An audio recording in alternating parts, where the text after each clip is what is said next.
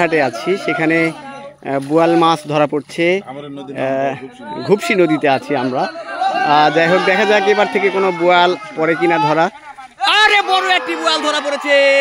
ও, অনেক বড় একটি বোয়াল ধরেছে, অনেক বড়। আমরা যদি একটু কাছ থেকে ভিডিও করি, কাকা কাকা এদিকে একটু দেখাবেন, আমরা একটু দেখার চেষ্টা করি কতগুলো মাছ পেয়েছে। কাকা একটু দেখান, একটু দেখান, এদিকে এদিকে একটু নিয়ে আসেন, দেখান দেখান, একটু দেখান আসলে কি মাছ পেয়েছে, একটু দেখবো। কাছে আসেন, কাছে আসেন, কাছে আসে দেখান একটু, আমরা একটু দেখতে চাই কি মাছ। একটু ফাঁকা করেন, আমরা একটু দেখি।